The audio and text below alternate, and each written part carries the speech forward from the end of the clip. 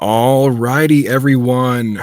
Welcome to Tough Love, Tough Talks, as it were, the subgenre of this podcast. I am joined tonight by the researcher, explorer, adventurer extraordinaire, Mr. Timothy Alberino. Tim, how are you doing? I'm doing very well, sir. Thank you for having me on. Yes, thanks for joining us tonight. A lot of my viewers have been very, very excited since I made the announcement that you were going to be joining me for the podcast, as the bulk of my content is really geared towards end time studies, and then a lot of understanding of the Nephilim, the giants of old, and then what all the reasons for violence in the Old Testament were really about. So I figure we'll be able to shed some more light on that tonight. Sure. For those of you who are unfamiliar with Tim and his work, you can find him on his website here, where you can find links to his books, events that he'll be at, pictures, areas where you can subscribe, members-only content, and a contact sheet. Tim, as somebody put it the other day, they have described you as the Indiana Jones of the Christian archaeology world. Well, I'm not an archaeologist. I'm not Indiana Jones, but I am a Christian. So I'll take one of those appellations for sure. Sure. And Tim has an amazing book. I have just got my copy in the mail today. I've been doing up some brushing up on his lecture series that he has. The book is titled Birthright. Just going off the lecture series itself, the book is going to be chock full of incredible information, really a telling of the prehistory, what you don't see in any of the textbooks, and what has been gleaned from, I'm guessing, years and years and years worth of study on your end. It can be found here, folks, at Amazon, or you can find the link to it on Tim's website as well. You get it for $22.49 in paperback. Do yourself a favor and go down this rabbit hole. You will be enriched for the experience and rewarded for the toil. All righty. So, topic of discussion tonight, folks, we are getting into Nephilim architecture and fallen angel technology. And Tim, to my understanding, you spent, when you were younger, dropping out of school at about 18 years old, and then moving to the Amazon basin, you spent about 10 years in Peru? I did. I moved to Peru when I was 18 years old. I went to Peru when I was 18. I officially moved to Peru when I was 19. And I spent 10 years in the Amazon basin, also in the Andes Mountains. So I traveled extensively around Peru, but home base was the Amazon for me. I came back to Cleveland, Ohio after living in Peru for a couple of years. I got married to my wife, Jasmine, who's also from Cleveland originally. And then we moved back together to Peru. And two of my children have dual citizenship. They were born in Tarapoto, Peru. Oh, wow. A testament, certainly, to the quality of my wife. It's not easy to have two children in the Amazon basin, especially under the circumstances. We were living in poverty for much of the time. So God blessed me with a very good wife. That's awesome. Well, I mean, the scripture does say that the two become one, and so you're one united vessel at that point, where I figure one is often weak, the other one can bear the burden for a time or even years if need be. You know, my wife was on the operating table because all my kids, I have 5 boys, they were all C-sections. Oh my gosh. The first one, my wife was on the operating table in Peru, third world country, and they were about to perform the C-section, and they literally had their basically sharpening the knife, so to speak, getting ready to go. And I'm watching from like a room. I'm watching through a glass window from the room over. And all of a sudden, just as they're about to begin, the power goes out. Again, third world country. And I thought, well, this is inopportune. And I figured they were going to forestall the operation. They did not. They brought out candles. So it was about to be a medieval operation, but thank God the electricity went back on just in time. So that gives you a little bit of an idea of what it's like for women bearing children in Peru, especially women who have to get cut open for C-section. Wow. By the grace of God, go you guys. My goodness. Well, 5 C-sections. That's going to be an intense an intense thing for the human body to go through. And I imagine Yeah. the recovery for each one of those had Yeah, to be tremendous. Yeah, I mean, she's done great though, and she recovers very swiftly. She has a lot of vitality. So anyway, yeah, I've got 5 boys, 2 of whom were born in Peru. Awesome, very good.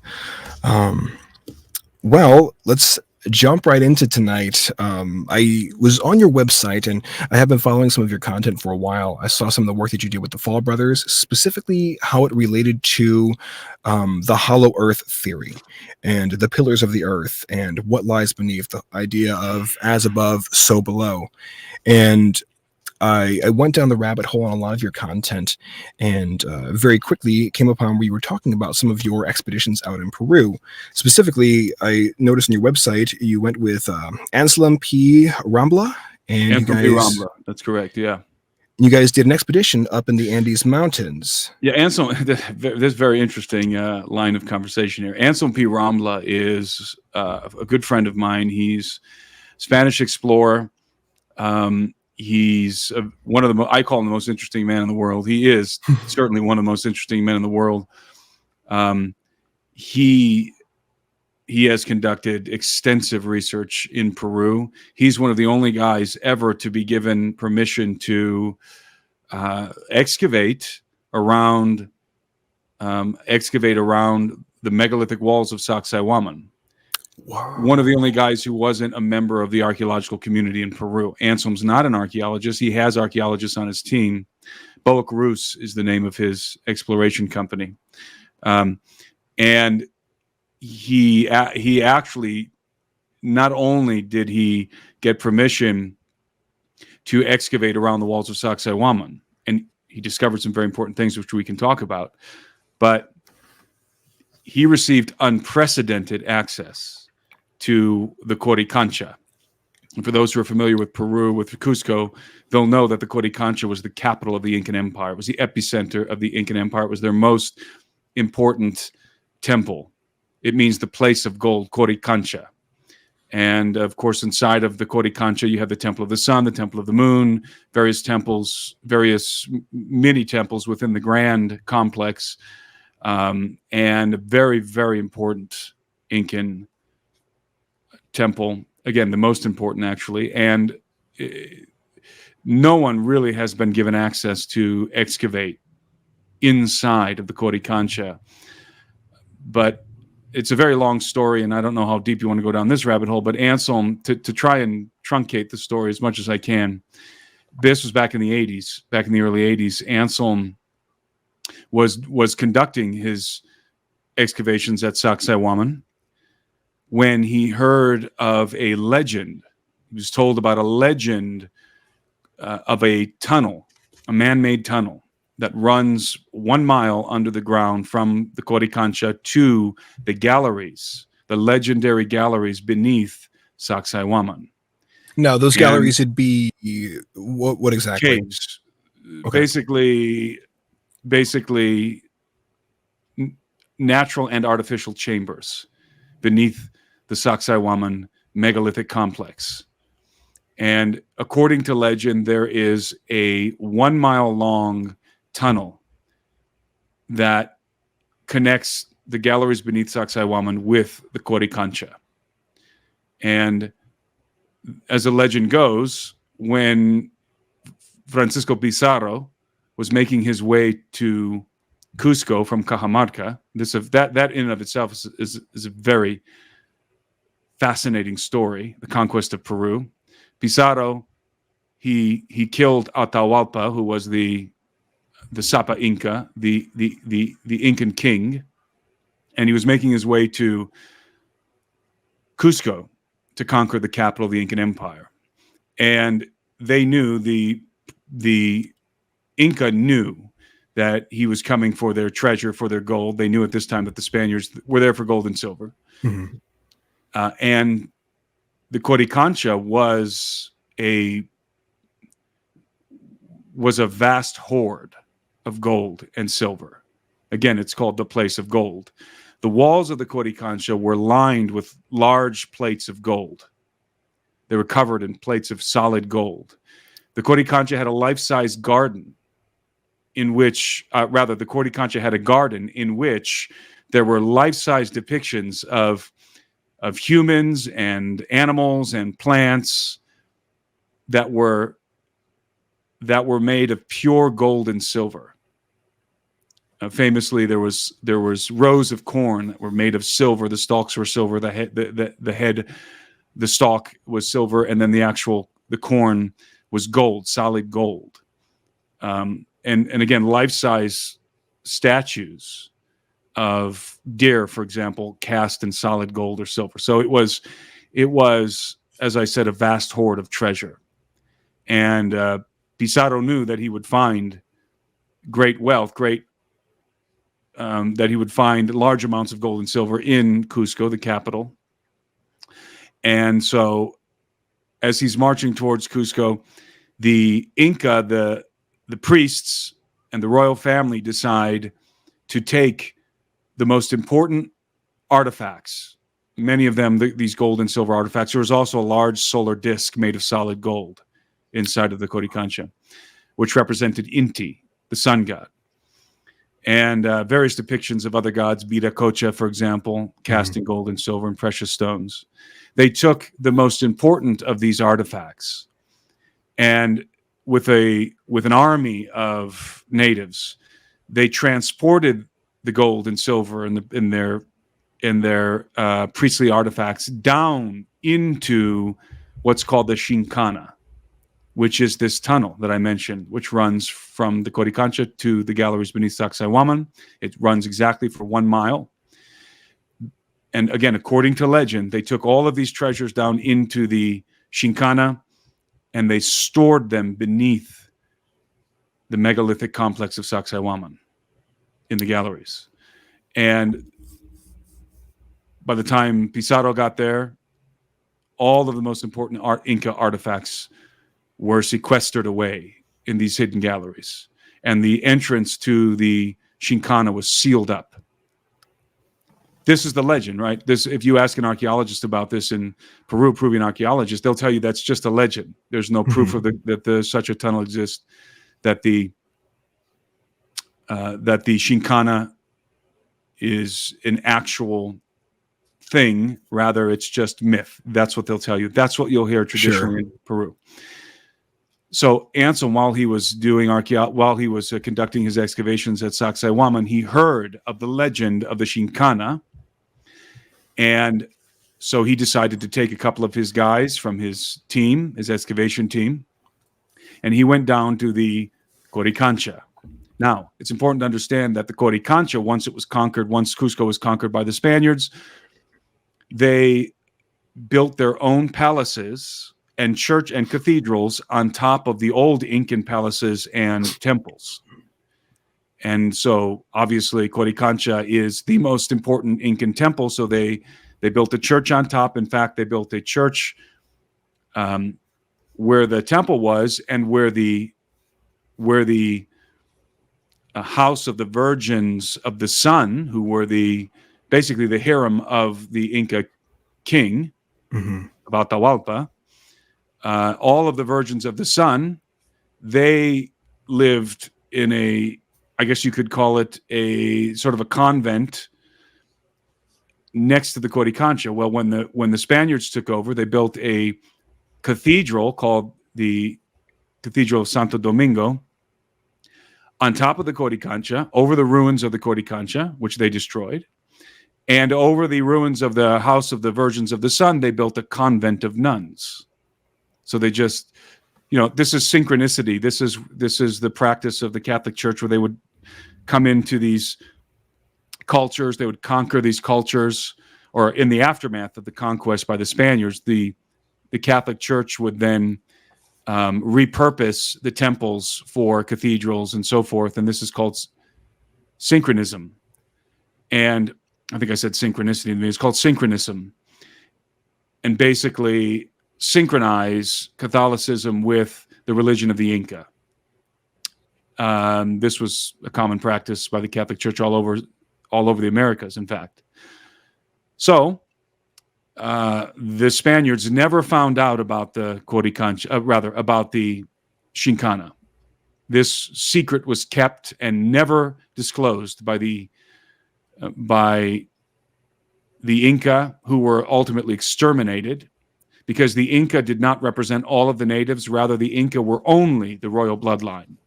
All of the other native tribes were subjugated to the royal bloodline. They alone were the Inca. So when we talk about the Inca Empire, there's a misnomer, a misconception rather. People think that all of the natives subjugated under the royal family were the Inca, when in fact only the royal family were the Inca. They were called orejones by the Spaniards because they had these large discs in their ears. They elongated their earlobes, and they had these large discs, the orejones, the Inca royal family. So the secret went to the grave with the priest class in the royal family in regard to the Chinkana. And by the way, the Chinkana, the word Chinkana means the place where one gets lost, because it gets a little complex. There's two variations of the Chinkana. There's the which is funny, they call it the Chinkana Grande, which is the large Chinkana, which is actually the smaller Chinkana, which is that tunnel that runs from beneath the Coricancha to beneath the galleries at Sacsayhuaman. And then there's the general Chinkana, which is a system of natural and artificial tunnels and caverns beneath the city of Cusco. And these are rumored to run for hundreds, if not thousands of miles beneath the surface of the earth. In fact, they say that one could enter the Chinkana, not the Chinkana, not the Chinkana Grande, the general Chinkana, beneath the city of Cusco, which is in the central Andes, and without ever coming back to the surface, make their way all the way to the Amazon rainforest in the northeastern part of the country. Now, it's how many miles away? Oh, it's hundreds of miles. So, and also for example, they could go south in the Chinkana and pop out in Tiwanaku in Bolivia, hundreds of miles away. So, but let's refocus on the Chinkana Grande, this particular legendary tunnel, man-made, that connects Coricancha with Sacsayhuaman. So, back to Anselm. Anselm, curious about this legend, because after all, he is doing excavations at Sacsayhuaman. He went to the Cathedral of Santo Domingo, and he wanted to inquire about the legend to see if it was true. And he actually was able to meet with the prior, who's the head priest there at the cathedral. And these, by the way, are the Dominicans. This is the order of the Dominicans that own the property now. And this is back in the early 80s. Anselm meets with the prior, and he asks him about the Chinkana, the legend of the Chinkana. And the prior told him it's not a legend, it's real. And Anselm was kind of taken aback because in Peru, and again, according to archaeologists, it's just a legend. And after conferring with the prior about the legend, the prior said, "Do you want to see it? Would you like to see the Chinkana?" And Anselm said, "Yes, of course." So they went into the cathedral. They helped the prior slide this altar that was covering a trap door built into the floor, a wooden trap door. So they slid the altar out of the way, they open up the trap door, and they begin to descend into a crypt. And they go down into a crypt beneath the cathedral. And Anselm can see that there's a sarcophagus there, several sarcophagi, no doubt with the bodies of important Dominicans inside. And he notices that there's this brick wall, and it seems to be covering up a tunnel, but there's parts of it that are incomplete, the brick wall. There's like a section of it where you can peek your head through. And so he asked the prior, "What is this brick wall? What is this covering?" The prior said, "That is the entrance to the Chinkana." And Anselm, they had flashlights on them, and they had this high-powered flashlight, and they flashed into the tunnel, and he said he could see that the tunnel went on and on. So it went a mile.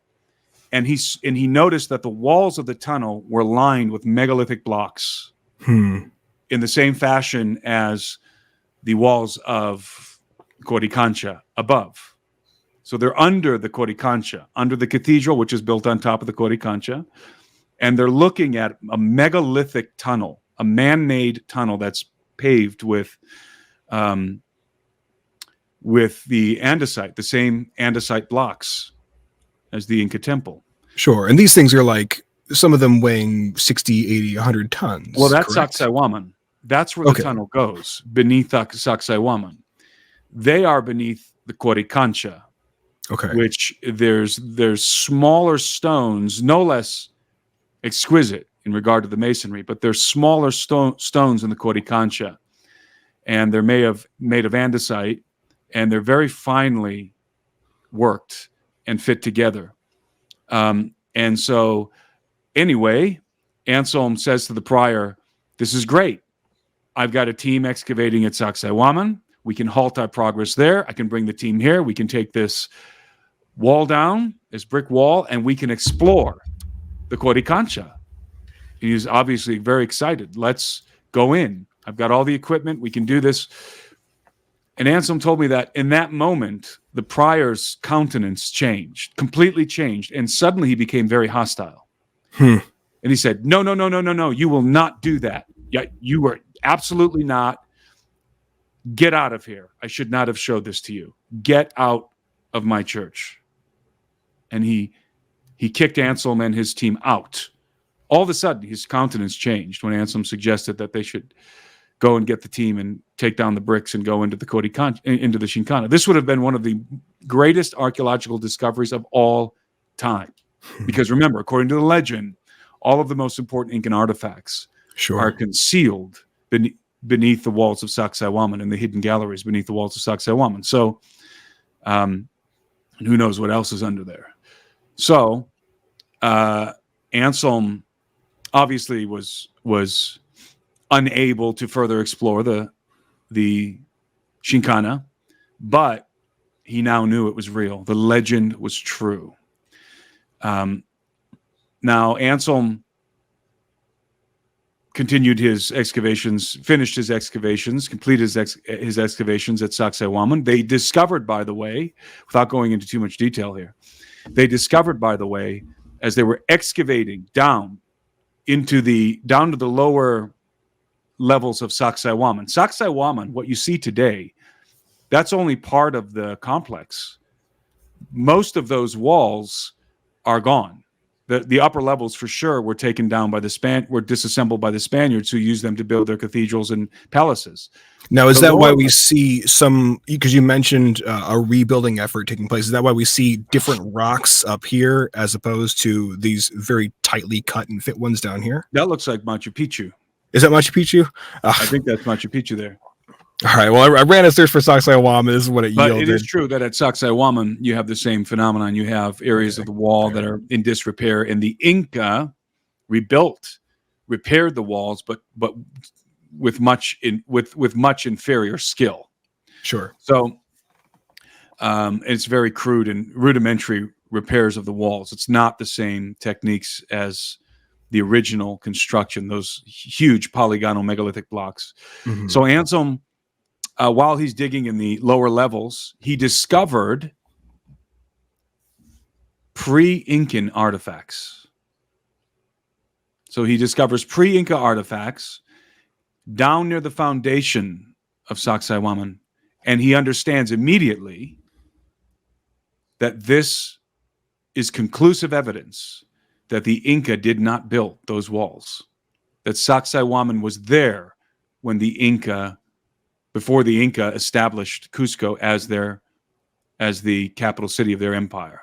In other words, these are very ancient walls, pre-Inca for sure. And it's conclusive. Now, archaeologists rejected the evidence that Anselm found. He documented it. He's got videos and pictures and everything. Clearly, pre-Inca artifacts. No Inca artifacts, just pre-Inca artifacts at the lower levels. Mm-hmm. So that's definitive proof that the walls of Sacsayhuaman were not built by the Inca, but by a much older culture, in my estimation, an antediluvian culture. So anyway, fast forward. That was I believe, if I don't have notes in front of me, I believe it was the early 80s when he was excavating there. Fast forward a number of years, I think 7 years transpired, and miraculously, I won't go into the details, but miraculously, Anselm gets the approval to excavate in the Coricancha. Wow. Unprecedented. And that in and of itself is just a crazy story how he was able to do that. But long story short, he got the approval. And of course, Anselm was just conducting a standard archaeological excavation on paper, but you know what he was looking for. He wanted to get back down into the Chinkana. That was the goal. That was the mission. The objective was to get into the Chinkana. He knew where it was, right? He'd gone down there with the previous prior. There was a new prior, by the way. The old one was gone. There was a new prior. His name was Father Gamarra. I met him actually in Cusco with Anselm. Really? So, and this is now, I think we're talking about 1988 or something like that. I don't remember the exact dates. So Anselm, he thinks this is going to be easy. He's going to go move away the altar and go down, open up the trap door and go down. It wasn't like that at all. When he got there with his team, they slid the altar away. They opened up the trap door. And in fact, actually, let me back up. They slid away the altar. There was no trap door. It was gone. The Dominicans had re-tiled the floor. Now, Anselm, now he can't find the trap door, so he had to bring in ground penetrating radar to try and discover a way in, right? Because he's not going to tear up the tiles of the floor. He's got to find a new way in. There are obviously restrictions on what he could and couldn't do in his excavations in the Coricancha. So Anselm brings in the ground penetrating radar. He knows where to look for the crypt. And when he passes the radar over where the crypt should be, he found something astounding. Somebody had filled the crypt in with debris. It was completely blocked. Do you think that was done after they had initially spoken to the prior earlier, the one before the current one, and said, "Hey, we're going to bring the team back here and pull these bricks out and check it out"? You think it was done after that? There was an earthquake in subsequent years since Anselm had spoken to the prior originally, and I think there were some repairs that had to be done on the foundations of the cathedral. So I think it was expedient at that moment to cover up the entrance to the Chinkana. Okay. So, by the way, I'm skipping over a lot of details. There's a lot of crazy stuff going on here. So, Anselm is frustrated. He can't get into the crypt, so he gets into other crypts. He's trying to worm his way into the crypt where he knows that the entrance to the Chinkana is. Ultimately, skipping over a lot of very interesting details, he gets kicked out. He gets kicked out. They kick him out. And he discovered, by the way, as he's doing these excavations beneath the Coricancha, that the foundations of the Coricancha are not andesite, like the stones above. The walls of the Temple of the Sun, the Temple of the Moon, and so forth are devised of andesite. As I said, very finely cut and positioned and fitted andesite blocks. Beautiful masonry. The foundations are, in fact, megalithic diorite. Now, where does that land on the hardness scale? It's very hard. Megalithic green diorite. Why is this significant? Because the foundations, the megalithic foundations of Cusco, the other megaliths, like the Temple of Inca Roca, they call it, which is this amazing. The foundations of this temple are still standing in Cusco. Just this amazing stonework. This is where the famous stone of the 12 angles is located. That's also green diorite. The foundations of those, some of those megalithic. In fact, all of the megalithic buildings in Cusco, the foundations are green diorite. What does this tell us? This tells us that there was a very ancient megalith building culture present in that region long before the Inca, and the Inca built on top of those green diorite foundations. Wow. So anyway, Anselm his objective was hindered, obviously, because of the fact that the crypt had been filled in, and he was kicked out of the church. He was kicked out of the cathedral and was not allowed to pursue any more excavations in Cusco. Well, fast forward 20 years or whatever it was, more than that, 30, whatever it was, because I went back to Peru with Anselm various times. I've been with Anselm in Peru on multiple occasions, doing all kinds of very interesting things. But on a particular occasion, in 2019, we were filming for a TV series. Me and my partner Gary Haven and our film crew, we were down there filming an episode in this series. And while we were there, we had in our possession, we had acquired state-of-the-art ground-penetrating radar technology, Russian technology. Oh, wow. There were only a couple of units in the world. Like, I think there were 3 units in the world, and we had one of them. It wasn't cheap. Oh, so you guys bought it, or was it on loan? We bought it.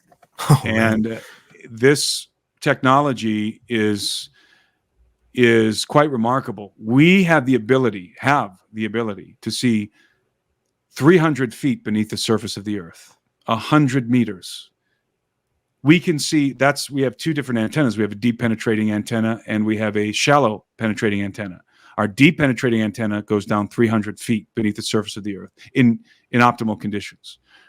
Our shallow penetrating antenna has higher resolution, but it only goes about 20 feet. But we can see a quarter buried 15 to 20 feet beneath the surface of the earth.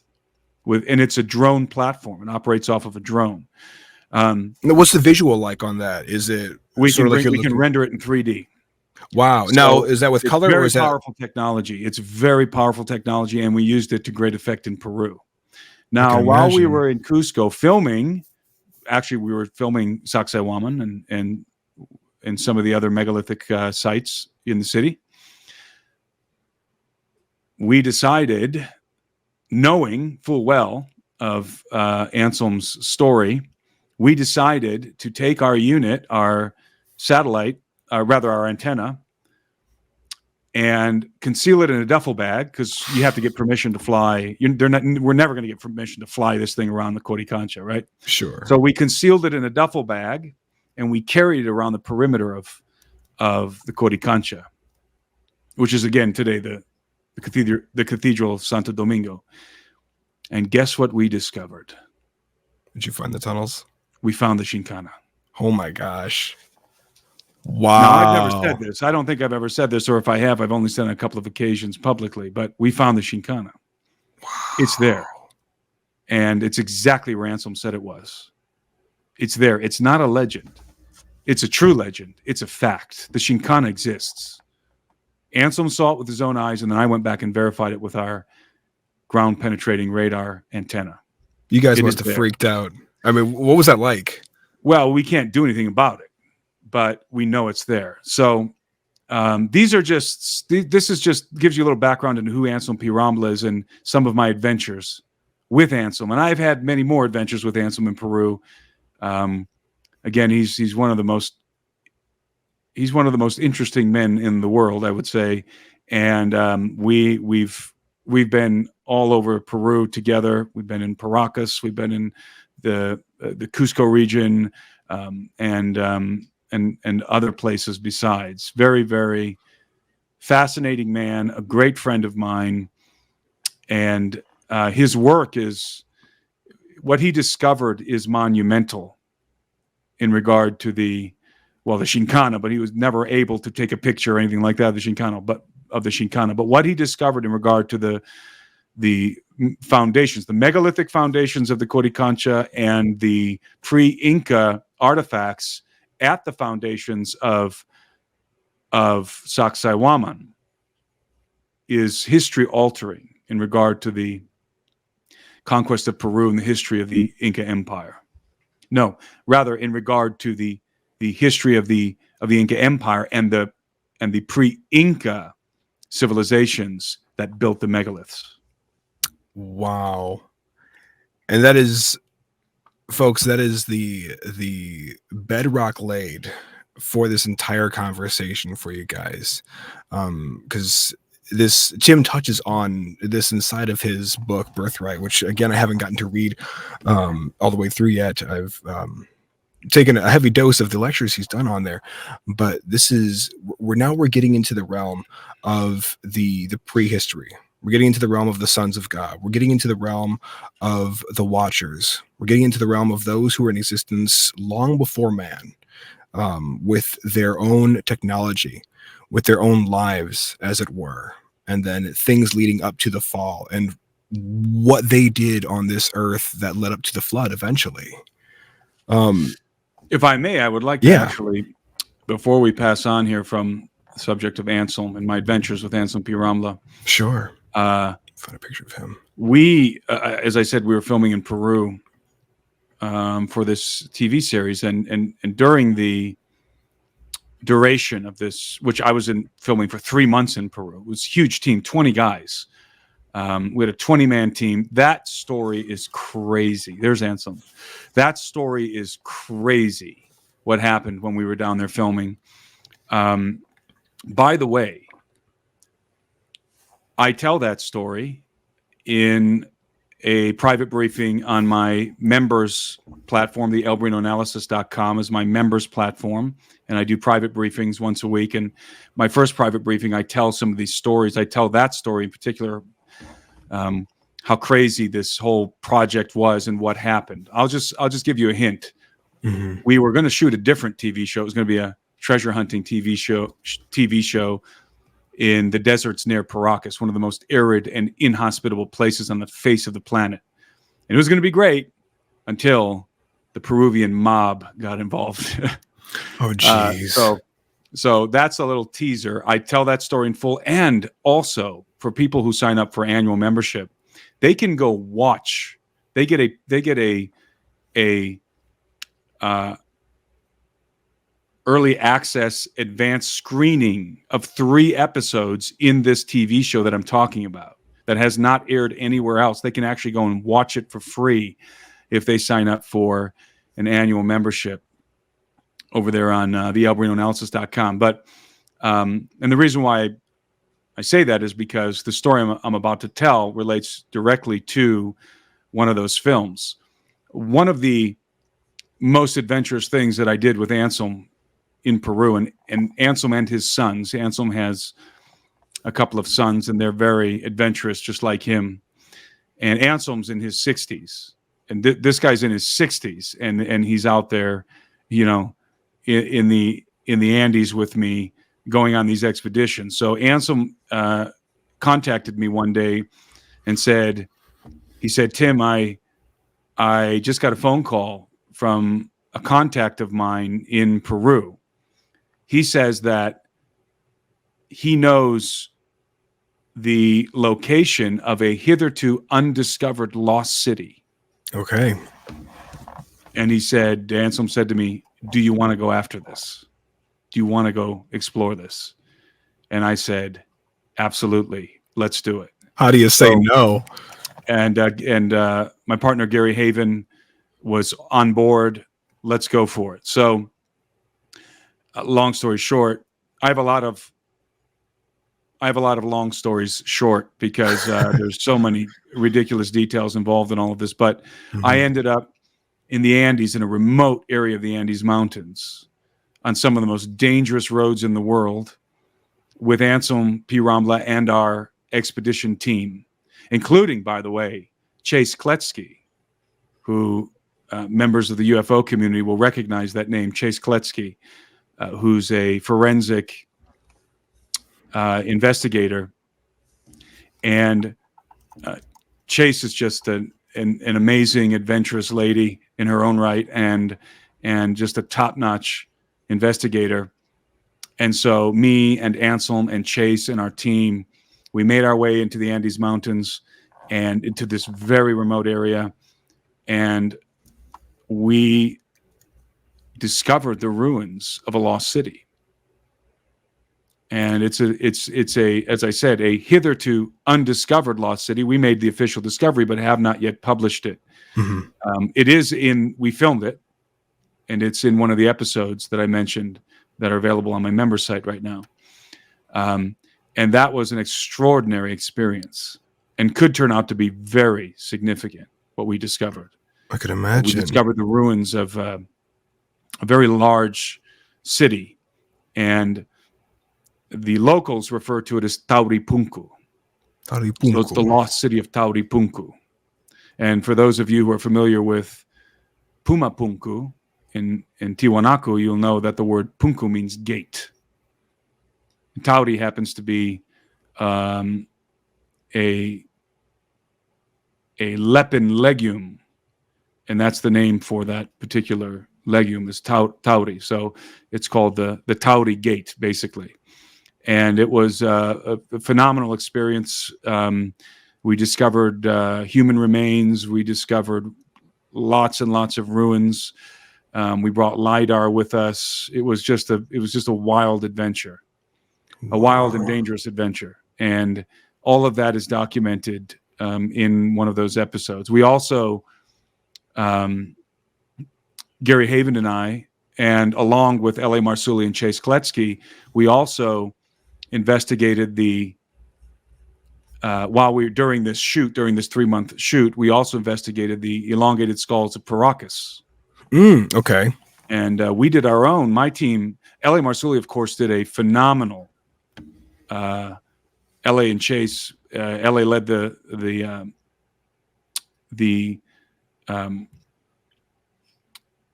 this particular expedition, his own expedition, where they took samples of multiple elongated skulls, I think 50 plus, like 52 elongated skulls, and they were attempting to get nuclear DNA, which they were unable to get nuclear DNA because of the degradation of the skulls and how old they are. Real quick, what's the significance of getting the nuclear DNA? Well, the nuclear DNA tells you about the father. Okay. The mitochondrial DNA, which they were able to extract a lot of mitochondrial DNA and sequence a lot of mitochondrial DNA, that tells you about the mother. Okay. And you can learn a lot from it, but you have an incomplete picture. I was at LA's press conference in LA, in Los Angeles, and I was very intrigued. I thought he did a phenomenal job. So when I decided I was going to do my own investigation of the elongated skulls in Paracas and of the Paracas culture in general, I called LA and asked him if he would like to be part of that episode, and Chase Kletsky, because Chase had been instrumental in collecting the DNA.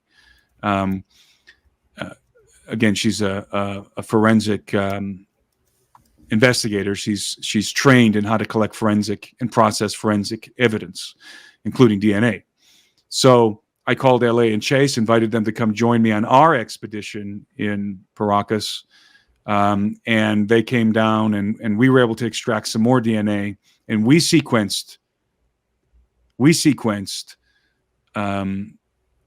tested some samples from a skull in Paracas, and we were able to sequence some DNA, some mitochondrial DNA, with very interesting results. And that is also one of those episodes. So, we had a lot of adventures in Peru with our team, our expedition team, with L.A. Marsuli, Chase Kletsky, and then with Anselm Pi Rambla and his sons. And so I've spent a lot of time, digging into these mysteries, and people, because I haven't really published any of this before, people don't know all the different things that I've been involved in the last 7 years. And this is all after I made the True Legends series with Steve Quayle. This is all happened in the aftermath of those documentary films, which many people have seen. So this is a completely different film project, TV series film project. So again, that's all available in the backstory over on my member site, the alberinoanalysis.com. Peru is one of the most fascinating places on planet Earth. And there's I don't know why. I don't know why it's a repository of all these mysteries and all these artifacts, but it is. And I know that according to the historical accounts, the bones of giants were found, definitively discovered in Peru after the conquest of the Inca Empire by both the conquistadors and by the official, they called them the visitadores, the official representatives of the Spanish crown, along with the representatives of the Holy See, of the Roman Catholic Church.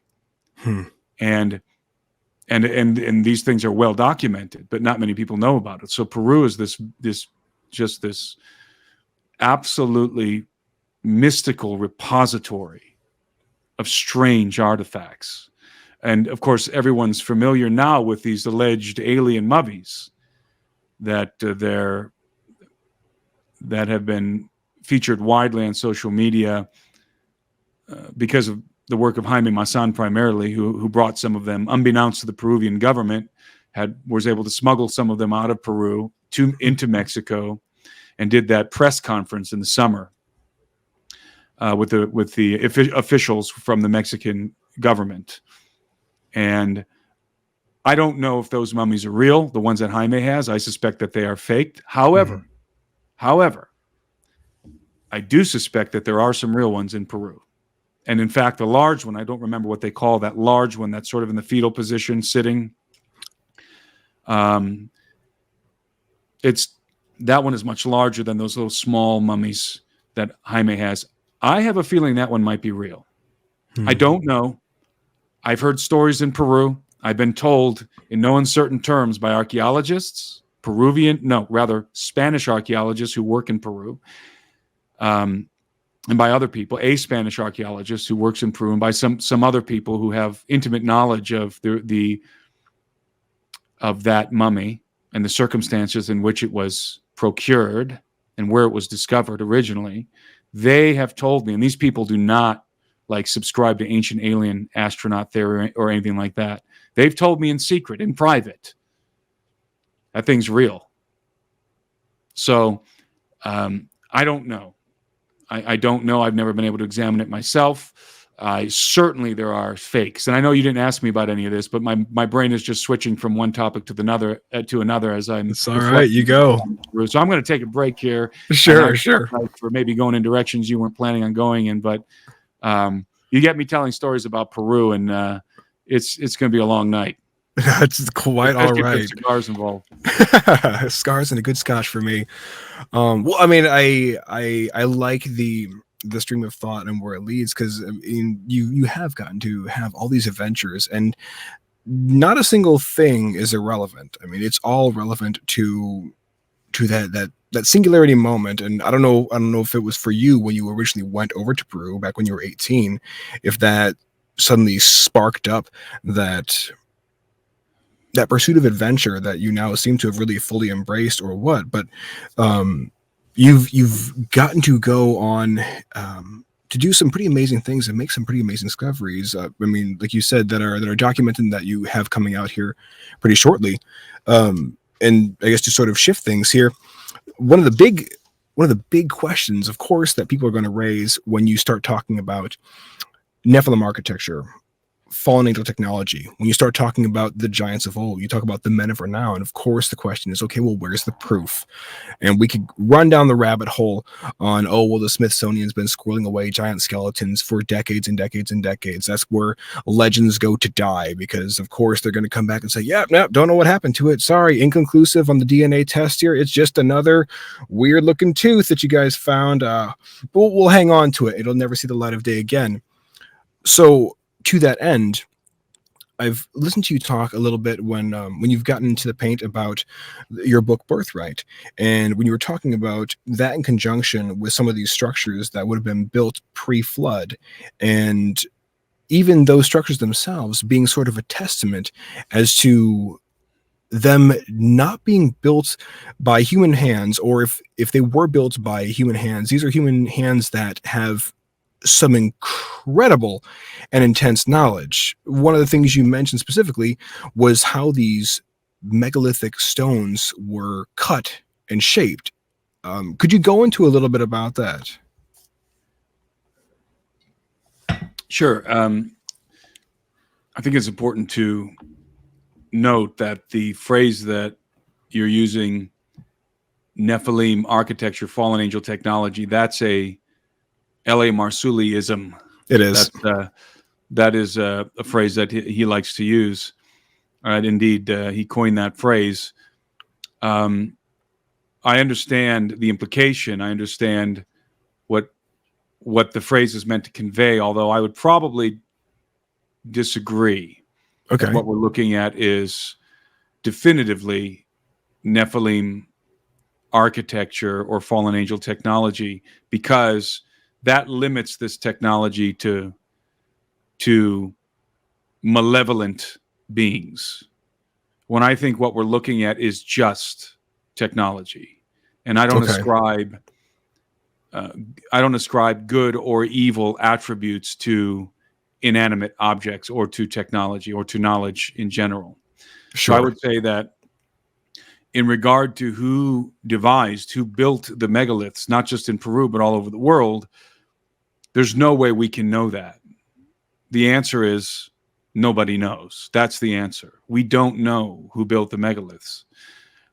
We can theorize about potential candidates who might have been able to build the megaliths, and certainly within this suite of candidates, of available candidates, we have giants, the Nephilim, the elder race, even, and also their, according to ancient Hebrew lore, their extraterrestrial fathers, the Watchers.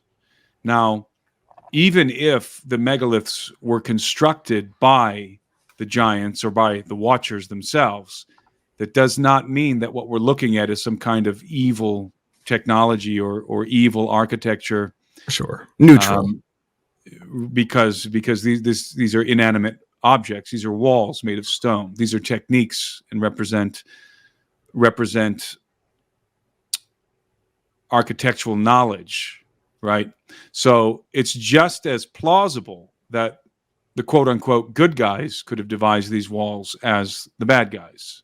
So it is unknowable, really, who could have built such magnificent mammoth constructions of some of the hardest stone on Earth. Mm-hmm. And not just, again, in Peru, but all over the world. Every continent has megaliths. Sure. It's interesting conjecture there on not to disagree with you, but interesting conjecture on not just that these are essentially neutral or benign structures, but that they could be built by good guys or bad guys, when, according to the accounts that we have inside the Bible and then in the book of Enoch, we understand the Nephilim to have been a damned creation, something that should not have come into existence, nefarious from the get-go. I don't know if you're familiar with Gary Wayne's book, The Genesis 6 Conspiracy. He talks about inside there, during Noah's time spent building the ark, about him potentially witnessing to the Nephilim and them possibly even having potential for redemption themselves, but choosing to stay within their own iniquitous action. So for me, again, and not to like try and just blatantly disagree with you, but I have to wonder if a lot of these structures weren't made with nefarious intent, even though, again, they are just simply structures. Some of them L.A. Marzulli has talked of as though they might have been some sort of machine, like these little nodules. What are those for? What could those have been used in conjunction with? Potentially. Well, again, all we can do is speculate. Yes. Formulate conjectures. That's it. Hypotheses. And one hypothesis is just as good as another when you don't have any idea whatsoever who the builders actually were. Mm-hmm. And we need to also factor into this equation this elongated skull race. Mm-hmm. The Paracas culture, and the Paracas culture were not the only civilization, the only culture to engage in the elongation of the skull or to have elongated skulls. There were other cultures around the world that where the elongated skull features prominently, such as Egypt. Mm-hmm. But prominently in regard to certain important individuals appear to have had elongated skulls, not necessarily that it was predominant. It certainly wasn't predominant trait in Egypt. It was apparently a very common trait among the Paracas people. Now, there certainly are plenty of Paracas elongated skulls which are the product of cradle headboarding, Mm-hmm. of cranial deformation, absolutely. But there are some which I am absolutely convinced are the result of a genetic variation, of a genetic anomaly, a subspecies, in fact, of a subspecies from the human species. So, in other words, a non-human or hybridized species. Now, that, of course, is a wild, wild statement. The implications of that statement are magnitudinous, let's say. Mm-hmm. But nevertheless, I make it with boldness because I have seen entire mummies intact. So I'm not just looking at a cranium without flesh. I'm looking at mummies. And by the way, one of these mummies is featured in one of those films. Wink, wink, nudge, nudge. Folks, get on it.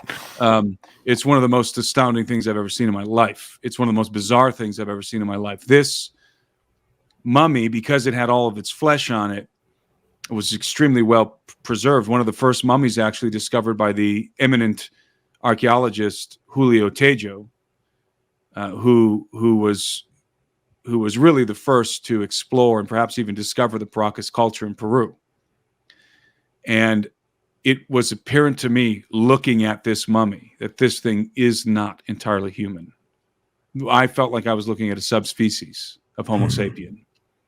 Just the way the neck was connected to the cranium, the sheer size of this cranium, even the shape of the body was all very bizarre. And so I am absolutely, thoroughly convinced that some of the elongated skulls, of the Paracas elongated skulls, are the result of a genetic variation, as I said before, i.e., a non-human species, a variation in the human genome that is the result of natural forces and not artificial cranial deformation. So those guys have to be factored into this equation as well. What does it mean if you have a larger cranium? It should be noted that the Paracas culture, these elongated skull individuals, they're not large, they're not big. You know, online, if you type in Paracas elongated skulls, you get all kinds of weird stuff. Mm-hmm. And if you look at the images on Google Images, you get the impression that you're looking at really large beings because their skulls are so they're so misshapen and strange looking. You feel like you get the impression, the way that some people crop these photos, when in fact these were very diminutive people. These are more like elves or dwarves or gnomes or something like that. These are very diminutive people. They're very small, unusually small, in fact. Makes you wonder about the Greys. Well, that's a whole nother. That's a whole nother digression. But the Paracas culture, there's a number of things about them that make them exceedingly bizarre. For one thing, you can't just think about how large the head is. You have to think about the cranial capacity for the brain. You have to think about what kind of brain is going to fill that void, because it's not going to be empty. A larger cranium, if it's genetic, means a larger brain, perhaps a completely different kind of brain. And so are we dealing with perhaps a subspecies of Homo sapien that had certain qualities that are superior to the human species in regard to computation, in regard to calculations of mathematical calculations, perhaps relating to architecture, perhaps relating to chemistry, perhaps relating to science in general. In other words, maybe. In other words, were these elongated skull entities superior in regard to their intellect? Were they intellectually superior to Homo sapien? And I happen to believe that what we're looking at here is a very ancient race of non-Homo sapiens, or perhaps even hybridized Homo sapiens. And does that relate? How does that relate to, for example, the Nephilim? Well, maybe it doesn't at all. Maybe it does. The problem is the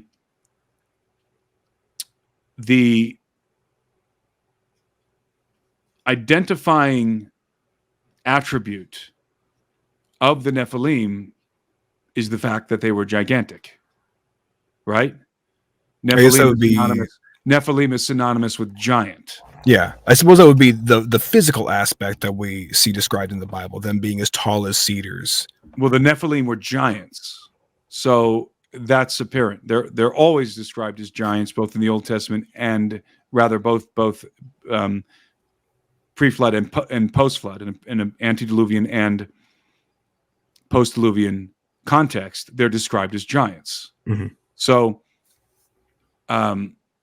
these are not giants. These, as I said, are more like gnomes. By the way, their orbital sockets are extremely large. They're unusually large, which means they had really big eyeballs. Mm-hmm. And we discovered while we were there, this is something that Julio Tejo actually wrote about, that they had the strange inclination to dwell under the ground. And in fact, we explored, again in the films, the underground, the subterranean dwellings of the Paracas people, which are very little is known. I mean, the public knows very little about this. Everyone knows that the Paracas skulls are, these elongated skulls, and are they alien? Is it cradle headboarding?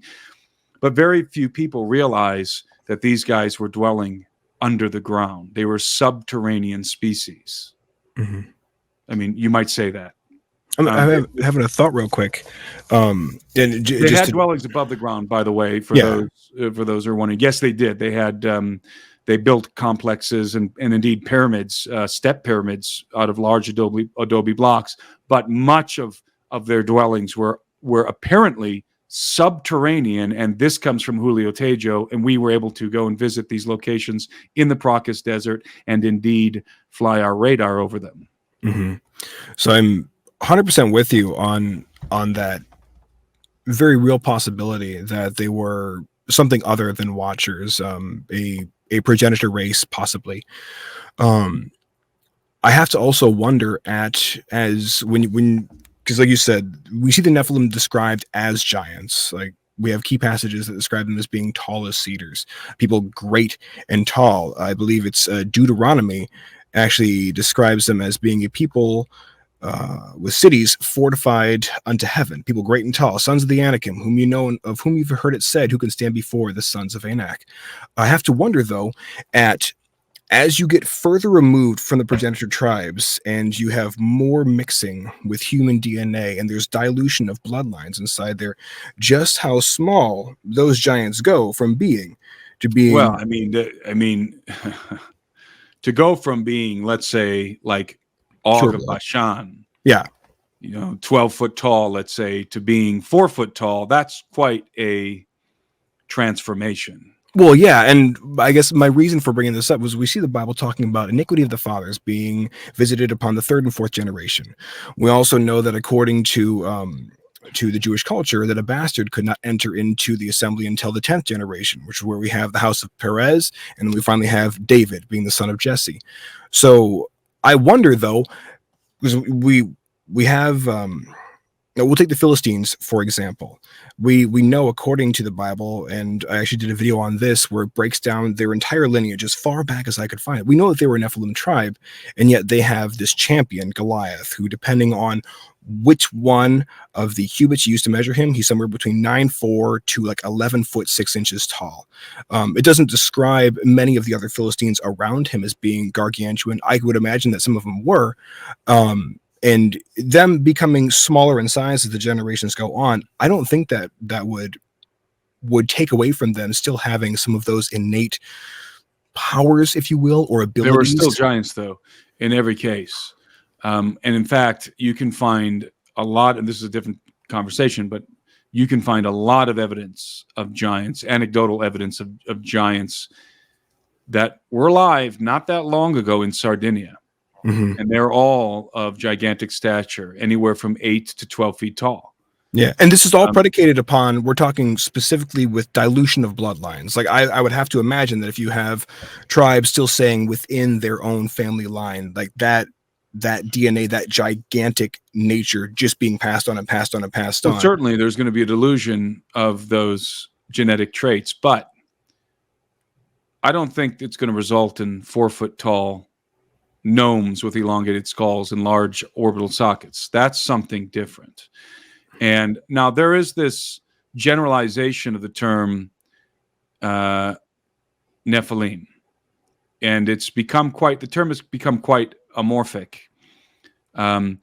in that it's kind of lost its explanatory power, because in the beginning, and when I say in the beginning, I mean going all the way back to the ancient Hebrews, the term meant giants. That's what Nephilim were. They were giants. There's a prevailing notion now, there's an idea that's propagated widely on the internet, that Nephilim not only means giant, it also refers to any kind of hybrid. But that's a new definition. That is a concocted definition, and I'm not necessarily opposed to it, but it's not accurate. It does not reflect the meaning of the term. The term, indeed, is derived from an Aramaic transliteration. Mm-hmm. It's not, the word Nephilim does not mean the fallen ones. It does not derive from Nephal, to fall. The late Dr. Michael Heiser wrote an excellent article on this, and I think he's absolutely right. It derives rather from a transliteration of an Aramaic word, which is very similar. And that Aramaic word simply means giants. And so the word Nephilim was adopted from the Aramaic. It did not derive from the Hebrew Nephal. It was adopted from the Aramaic, and it means giants, not to fall, or fallen ones. It means giants. And support for this rendering comes from the Septuagint, where we find the term Nephilim rendered as gigante or gigante, which means giant. And in fact, the Greek word, the Septuagint is the Greek translation of the Old Testament. The Greek word for giant, also has the additional connotation of earthborn. Yep. So in the Greek, it's even more specific. These are earthborn giants. That's who the Nephilim are. And the earthborn part is very intriguing, because the giants are the terrestrial offspring of extraterrestrial beings. Mm-hmm. That's what they are. What's fascinating about the earthborn, just as an aside, when you look back into Greek lore and Greek mythology, and you look back into Greek stories, the only other place that I found, or I should say the earliest place going back aside from the Bible where earthborn is used. So I had a conversation with Ken Ami about this, and this was following a debate I saw with him and Gary Wang where he was stuck on gigantes, meaning earthborn, and therefore not meaning giant. However, you look at the story of Jason and the Argonauts, where they run in specifically with the earthborn, and these guys were described as being able to hurl boulders. We're talking like VW bug sized boulders at these guys. Also, they're described as, once they were slain, laying up on the shore of the ocean that they had just sailed over across, or the sea that they just sailed over across, laying up on the shore, very high up onto the shore with their feet way down into the water. So we do understand those to, as you said, be gigantic. Gigante definitely means giant in Greek. There is no, among scholars, there is no argument on that fact. It is, and I'm 100% with you there. It means giant, and so the word, the term Nephilim, definitely means giant. And so to enlarge the definition of Nephilim is to lose the meaning of the word and its explanatory power. In other words, if it no longer just applies to giants, then all bets are off. It could literally be anything. It could be anything and everything bizarre, unusual, anomalous. And that's kind of the way that term is applied today. Gray aliens are Nephilim. The elongated skull, the Paracas culture are Nephilim. Fairies are Nephilim. I mean, everything's a Nephilim. And when everything is a Nephilim, then nothing's a Nephilim. That's the problem. You lose the explanatory power of the word, the identifying attribute of the being is that it is a giant. And so I would not apply the term Nephilim to the Paracas elongated skull race. And I say race to differentiate the members within that culture who are representative of a genetic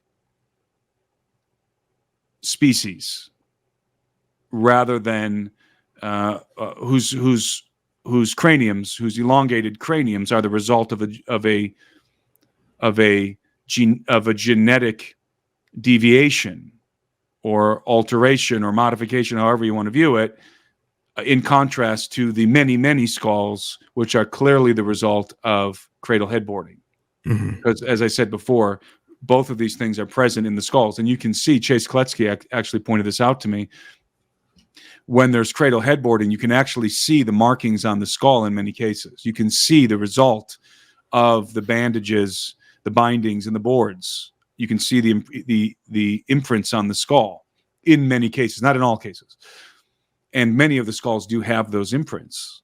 So you are looking at, when you pull up Paracas elongated skulls and you get all those images that you get on Google Images, understand that many of those are in fact the result of cradle headboarding, but some are likely not. And again, that is, and I know this is a term that's overused, but that rewrites history, as my colleague Eli Marsuli would say. That rewrites history. And by the way, if people who are listening are not familiar with LA's analysis, his research on the elongated skulls and his DNA extraction, go watch his films, go read his book, because I think his work is unimpeachable. Mondo Gonzalez was involved in that, an archaeologist, a superb archaeologist, as I mentioned earlier, Chase Kletsky, and a host and a handful of other very professional and intelligent individuals from various disciplines. And they just did a phenomenal job. And what they discovered was that the Paracas, although we don't know who the fathers are, and that's a very, very important piece of the puzzle, because we have no nuclear DNA, they discovered that the Paracas culture, genetically speaking, is definitely not from Peru. In fact, their results indicate that we're probably looking at a culture that migrated from the Middle East, or there's various, markers, genetic markers there. It's not just the Middle East. It's also parts of Europe, and Mhm. there's different haplogroups involved there. Now, as I mentioned earlier, we did our own analysis. We took our own sample with Chase in LA, and during our investigation, and we discovered the same. We discovered the same non-Peruvian origin in regard to the results that we were the sequence, the data that we were able to obtain through the genetic sequence, and in fact, it adds a little bit more. I think a little bit more definition, a little bit more resolution to the question. But you'll have to watch the film, Sure. if you want to see what I mean by that. So, when surveying all of this, when looking at the megaliths, when looking at the elongated skulls, because remember I mentioned you have to factor these guys in. Mhm. When looking at the elongated skulls, when considering the existence of this race of giants, the Nephilim, who existed both in the antediluvian world and in the post-diluvian world, and then also considering another factor here, another piece of the puzzle, the fact that the human species was much more extraordinary in the antediluvian world than we are today. They were in every way superior to us. And it's, of course, in stark contrast to the ridiculous evolutionary narrative, the evolutionary timeline, which depicts as you move backward on the timeline of history, human beings are becoming dumber and dumber and dumber until you get to cavemen, Neanderthals, right? That is the Darwinian perspective of history, and it is absurd. It's evident. It is evident, abundantly clear, that our antecedents were much more were superior to us in every way. They were more physically robust, and they were more, and they were much more intellectually robust, let's say. Their intellectual capacity, their capabilities in regard to thought and action were greater than our own, because we are, as I've said many times in many different interviews and in my book, I detail this extensively, we are really, really crappy versions of Adam. And the closer you get to the source, that prototypical human being, the more perfect a specimen you're going to have in regard to the human species. So those people living in the antediluvian world were high caliber human beings, high functioning human beings. Well, Their Noah was brains were described. firing on all cylinders. Yeah, Noah was even described as being perfect in his generations. Chuck Missler suggested that was down to his genetics, even. Yeah, So I think that is commentary on the purity of his genetics in comparison to the corruption, the genetic corruption of the rest of the human species at the time, because of the action of the Watchers, because of the transgression of the Watchers and their hybrid offspring, the Nephilim, the giants. So you have all of these things in play from a biblical perspective, by the way. Now there are also other considerations. Was Atlantis real?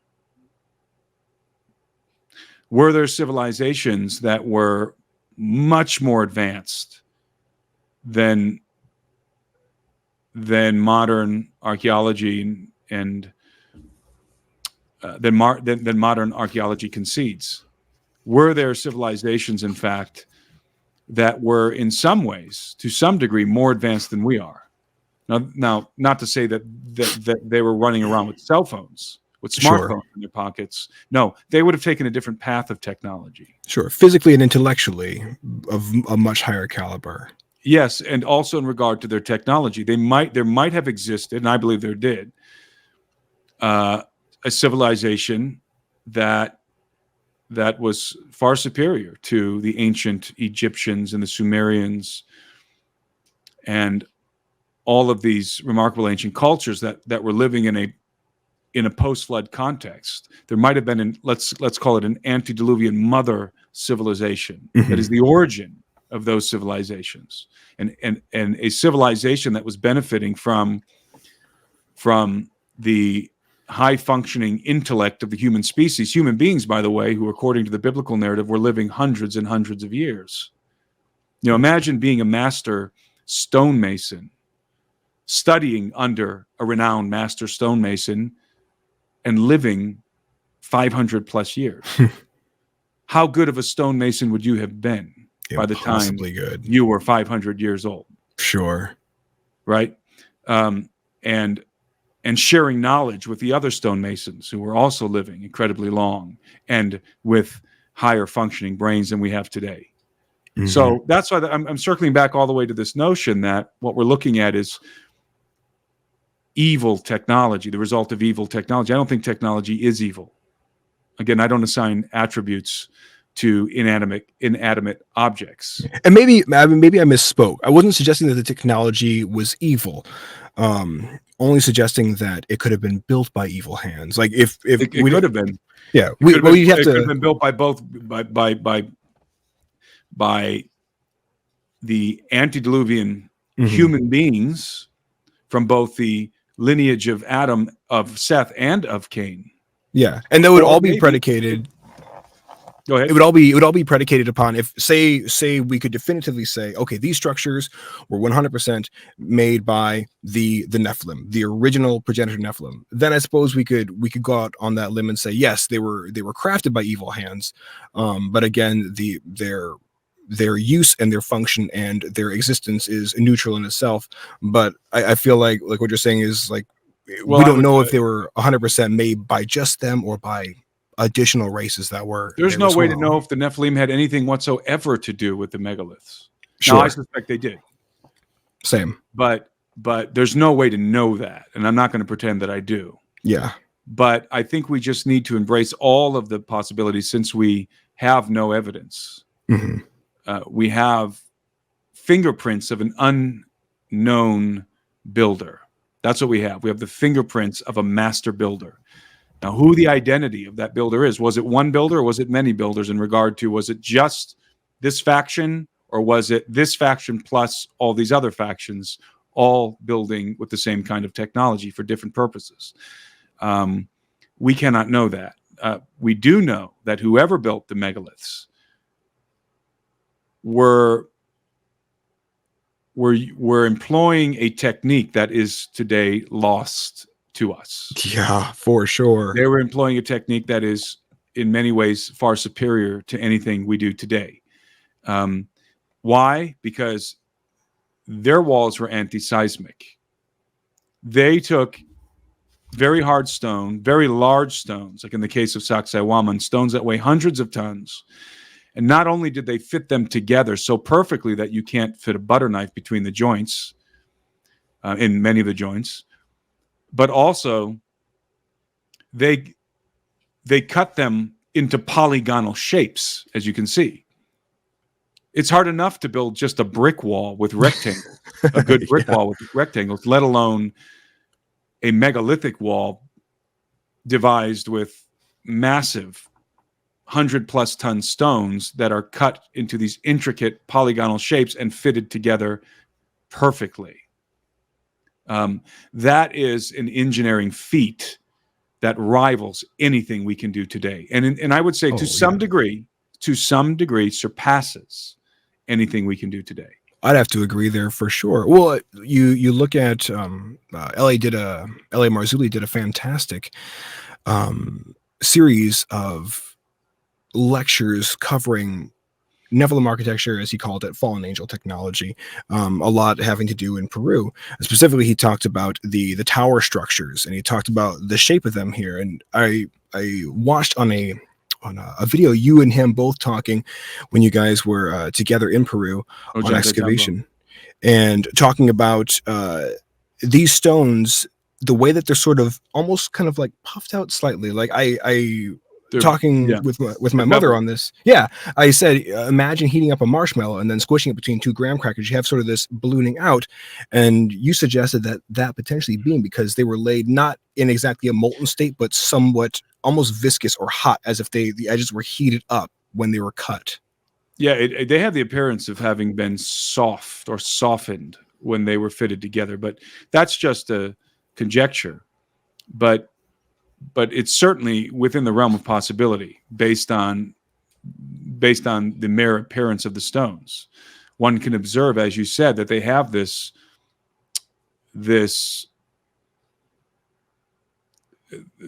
marshmallow effect to them, where it does look like they were pressed together rather than simply cut. It looks like they were squished together to fit the way that they do. In fact, if you are a careful observer of the megaliths in the city of Cusco, as you walk through the streets in Cusco, you have these megalithic foundations upon which the Spaniards built other kinds of edifices, and the Inca before them. You will notice with some of these stones that on the edge of the stone, where one stone sits on top of another, there's this slight lip that overlaps the stone just slightly. And that does not, to me, it appears that it's that overlap, that lip is created by the pressure of the stone sitting on top, and the fact that stone was perhaps not entirely hard, and so it's squished down a little bit, and you would get that little ridge overlapping in the front. You follow me? Here's a question for you real quick. Why would someone carve that, is the point. Why would someone carve that little ridge that so many of these stones have? That doesn't make any sense to me. It seems to me that they were, as I said, it was the product of pressure. It was because the stones were not entirely hardened when they were set, and they sort of squished a little bit, and you would get that a slight overlap. You'd get that slight lip on the edge where one stone sits on top of the other. Sure. And that makes a lot of sense. Like, why would you build that feature in? And only because you've been here, you've gotten to see these structures and put your hand on them. Is there any mortar in these joints that you can see? No, not so this is called Cyclopean architecture. If you want to be technical, rather than Nephilim architecture, although you're very close when you say Cyclopean, because the Cyclopes would certainly have qualified as Nephilim. It's called Cyclopean architecture, technically speaking. It is named so by archaeologists because it derives from Greek mythology. The great master builders in Greek mythology were the Cyclopes, were the hybrid offspring of the gods, who happened to be giants with one eye, right? So they were the great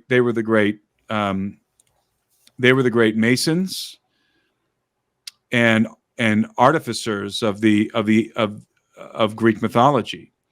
And so that term was adopted by archaeologists, Cyclopean. Now, the Cyclopean architecture refers to stones that not necessarily megalithic, but predominantly megalithic. The megalithic sites employ this style, this technique. It refers to stones that are precisely fitted together without the use of any kind of binding material, such as mortar. So this is very difficult to do, because if you don't build a wall really, really well without any kind of binding material, it's going to fall over, especially in an earthquake. And these large Cyclopean walls in Greece and in Peru and other parts of the world, and to some extent in Sardinia, they have withstood enormous convulsions of the earth and have not fallen. They were fit together precisely to withstand in such a way that they would withstand earthquakes. So now, is that the reason for the odd shapes? Like when we look at Sacsayhuaman, that's why they're offset. That's why they're polygonal. It's like a jigsaw puzzle. When you fit these stones together in this erratic fashion, you get a much stronger wall. That wall is going to be much more difficult to tear apart in an earthquake, and it's interlocking, and so those blocks are interlocked with one another, and that creates a very anti-seismic effect, and that is called Cyclopean architecture or Cyclopean masonry.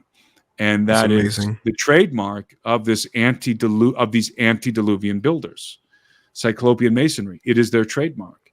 Now, again, the identity of these antediluvian builders, I just gave you a suite of possibilities. Sure. Within which are the Nephilim. And I do subscribe to that. So I don't want people to think I don't. I do believe that in at least some cases, the Nephilim were responsible for building some of these walls, especially the one we're looking at right there, Sacsayhuaman. Oh, yeah. I mean, the stone is huge. Like, I don't see this being brought from 45 miles away from a quarry using the log rolling. 10 miles away. 10 miles, 10 miles even. 10 to 20 miles away from Sacsayhuaman. But the thing you'll notice when you're at Sacsayhuaman, which actually differentiates it from some of the other sites in Peru, is the doorways are enormous. The doorways are at least, I would say, the doorways at Sacsayhuaman would comfortably accommodate a 9 foot to 10 foot tall person. Sure. There you have one right there. Easily. And I know that because I'm 6'1", and I've stood in that doorway, and they're almost twice my height. Oh my gosh. That doorway, both its height and width, would accommodate a 9 to 10 foot tall giant. With probably a 4 foot girth. And you can see behind the doorway, you can see the steps leading up into the citadel. And those steps are spaced very far apart. They're not spaced for the gait of an average sized man. Let's assume that and I don't know that this is true, let's assume that those steps were constructed to accommodate a 9 foot tall guy. Well, that would match how far they're spaced. That would match the gait of somebody twice my size. Because normally when you make steps, it's 1 or 2 steps in between each level, right? Mm-hmm. These are not devised that way. These are constructed in a very interesting way so that there's large gaps in between each level. Now, maybe that was intentional by the builders, and the builders were just normal sized people, and that's the way they wanted to do it. That's fine. That's reasonable, but maybe not. Maybe the size of the doors and the separation between each step were intentionally devised to accommodate the stature of the builders. Mm-hmm. Now, that is not common, okay, because you go an hour and a half outside of Cusco to Ollantaytambo, and when you observe those megaliths, and that's a fascinating. In fact, I think that is my favorite megalithic site, Ollantaytambo. You'll find the same kind of doorways, but much smaller. Certainly would not accommodate a 9 foot tall guy, and it's a different scale than Sacsayhuaman. So you cannot say that, and many of the megaliths, this can be said of them. You can say, for example, that giants built the Pyramid of Giza. Fine. I don't necessarily subscribe to that, by the way, that particular construction. You can say that. You can make that claim. I suppose that's a plausible hypothesis. But the problem is, normal-sized people have to squeeze through some of those passageways inside. Mm-hmm. Why in the world would a 10-foot tall, 9-foot tall giant build a complex that he cannot fit in? Yeah, doesn't make any sense. It doesn't make any sense. And if you're going to make that claim, you have to make it make sense. Now, You could say, I suppose, that the giants built it for normal-sized people. Okay, well, that could make sense. But you cannot say that the giants built some of these megalithic sites, such as the Great Pyramids of Giza, to accommodate themselves, for themselves. That is not a logical statement. That doorway, that's at Ollantaytambo. That doorway, I would guess, is probably about 7 foot tall. Okay. I would say it's 7 foot tall, and you cannot walk. Two men cannot stride side by side through that doorway. So you're looking at a different scale here. You have to account for these variations in the megalithic complexes. Those, by the way, are not steps. Those are terraces. The steps, you can see the steps coming through the middle of them. Mm-hmm. And that's a whole nother story there. That's remarkable. Those were built by the Inca, by the way, those terraces. That is an Inca construction. But the megalithic walls of Otetzojantai-Tambo, the megalithic foundations of that site were clearly built by a pre-Inca civilization. Sure. Because the Inca built on top of them. Using an inferior technique. That is fascinating. Well, and one of the things that I really enjoyed when L.A. Marzulli was covering a lot of these structures in Peru, he talked about the hardness scale of andesite and basalt being somewhere around a 6 or a 7 on the hardness scale. And the tour guides there suggesting that, oh, well, these were cobbled together by the Incans using copper chisels. And LA says, okay, well, I happen to have here a stonemason. Here, you go ahead, take this copper chisel, see what you do with this. And the guy walked up to the stone and he hit it a couple times, like 2 or 3 times, pulled that copper chisel away, and it was totally blunted and completely dulled. He says there's no way that these things were hewn by copper chisels. Yeah, and I mean, there's some things to be said for that. I doubt. I seriously doubt that these structures, any of these structures around the world, were cut with copper tools. Yeah, there are arguments made by archaeologists, by conventional archaeologists, in regard to the way that these tools were hardened and used. So they would say that the hardening of the copper was different than a copper chisel we would make today. So it's not a one-to-one comparison. And then also the utility, the way that they were used, also differed. So be aware that there is some argumentation there in regard to whether or not a copper chisel could have cut these stones. But I agree with L.A. Marzulli. I think it's absurd.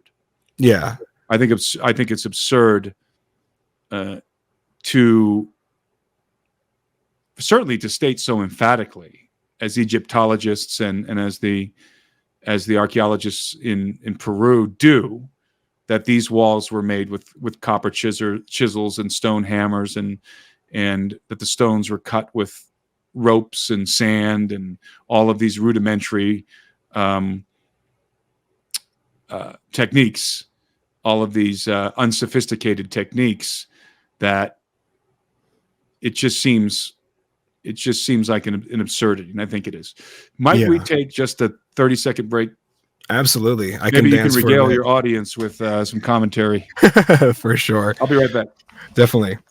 If you enjoy my analysis on these topics and would like to hear more from me, I invite you to join the Alberino Analysis members community, where you will gain access to my weekly private briefings, live stream Q&A sessions, behind-the-scenes updates on my current projects and expeditions, community features that facilitate interaction with myself and other members, early access to tickets for events I happen to be conducting, and a convenient mobile app to keep you notified and up to date on everything I publish.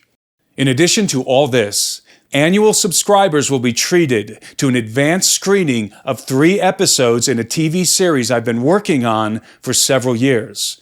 These films alone are worth the price of admission. The Alberino Analysis members community is the best way to connect with me and support my work. If you would like to become a member, you can find a link to the subscription page in the description of this video, or visit thealberinoanalysis.com. I hope to see you in our community.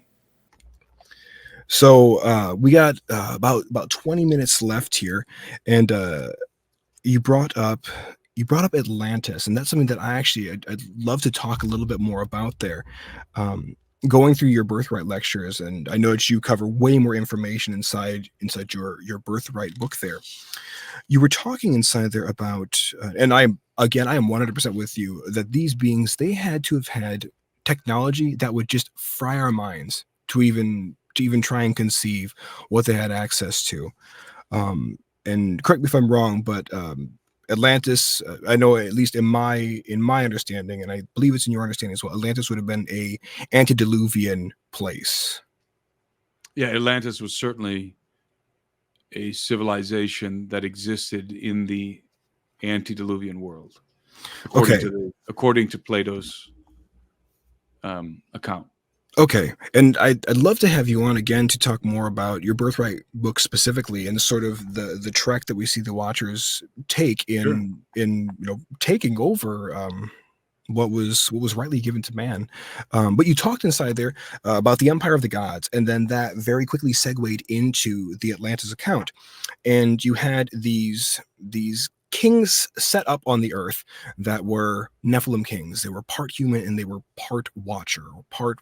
I know that you had a bit of explanation around the idea of fallen angel, and how you talked about angel, the definition actually being messenger, and so I like that you chose to use the term Watcher, and then sons of God, more in the, I guess, specific as direct beings created by God. But you talked inside there about them being so not just technologically superior, but militaristically superior in terms of what they had at their disposal, that the only place that could withstand them was Athens. Could you go into a little bit about that? Well, I believe that first of all, I believe that Atlantis was real. I happen to believe that So do I. that Atlantis was a real civilization, kingdom. And most of what we know, in fact, nearly all of what we know about Atlantis comes to us from Plato in his Critias dialogue. And Plato's dialogue happens to be a allegory. It happens that it's also an allegory of the antediluvian world. Now, whether that is intentional or not by Plato, I don't know. But in the Critias, it's Solon of Athens, by the way, that is speaking with one of the priests of Sais in Egypt. And the Egyptian priests are the ones relating to him, to Solon, in the Critias dialogue, the legend of Atlantis. And they tell Solon that Atlantis, that in the beginning, when the gods were apportioning the earth amongst themselves, so just pause there and let's reference, by the way, the story of the Watchers is not told in the Bible. It's told in the book of Enoch. Yep. It's referenced in the Bible, but the story is related in the book of Enoch. So you have this scene in Greek mythology of the gods apportioning the earth amongst themselves. Well, I believe that's precisely what the Watchers did. There were 200 Watchers that descended in the days of Jared in the antediluvian world. And in my book, I suggest that there were three things that the Watchers wanted, that this scheme of theirs, it was not impulsive. They had a plan, and they executed their plan. And the three things that they desired were they desired to marry the daughters of men. That's apparent. They desired to procreate their own offspring with their wives, with their human wives. That's also apparent. So the first two things are apparent in the text, in the Enochian tale. The third thing is inferred. And the third thing that I say that they wanted was dominion of the earth. Because by copulating with human women and procreating offspring, sons, who were hybrids, who were part Watcher and part human from their mothers, they would have created offspring who were human enough to inherit the birthright of Adam. I struggle trying to explain this because it's so technical and complex. I'm trying not to divert us into a conversation about dominion. So For sure. I'll say that again. So I believe that the third thing and the most critical thing that the Watchers wanted was dominion of the earth. and they could not obtain dominion of the earth themselves. And you'll understand this if you read the book Birthright. I'm not just inventing this on the go. Yes. The only way to obtain dominion of the earth was through the offspring of Adam, because dominion of the earth was bequeathed to Adam and his offspring for all time. That's in Genesis. So in order to have any authority on earth at all, first of all, you have to bargain with the vice regents, who are the offspring of Adam, both through the line of Seth and through the line of Cain. And then, if you're going to have direct control, then you need to exert what I call rule by proxy through your own offspring, who are human enough to execute, to appropriate that authority, the authority of Adam, the birthright, to inherit the birthright and appropriate that authority. So they would have had to create hybrid offspring in order to govern the earth from behind the thrones of their hybrid sons. Now,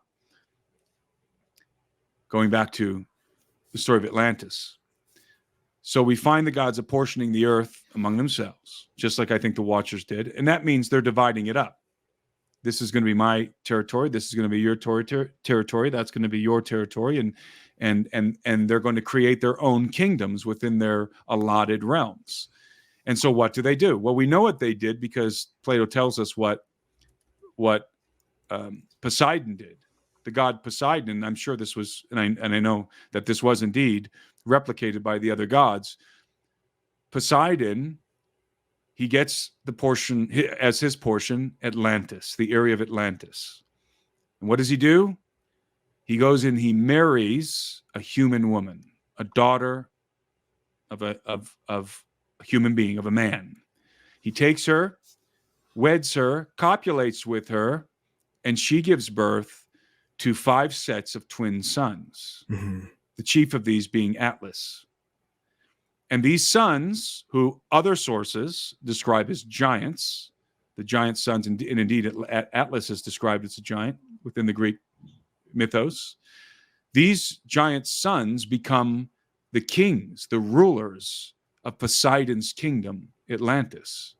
So it's not Poseidon who's ruling over Atlantis, rather he's ruling by proxy through the hybrid sons. So this is the modus operandi of the Watchers. This is precisely what they do.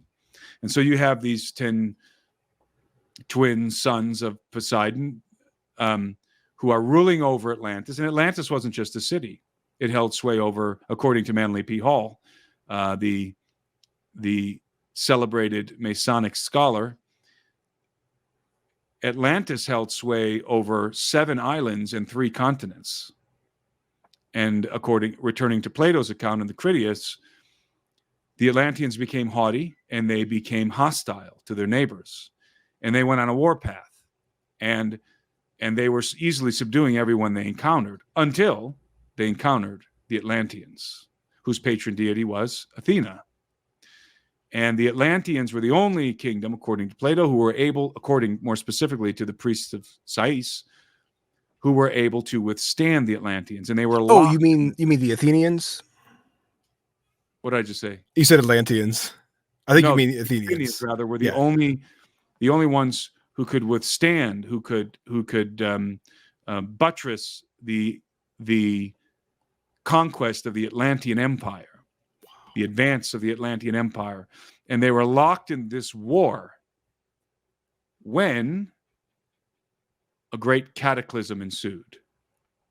A cataclysm, by the way, that not only destroyed the kingdom, the empire of Atlantis, destroyed their capital city on the island of Atlantis, but also the entire world. And that's a detail that I think a lot of people miss. It wasn't just Atlantis that was destroyed.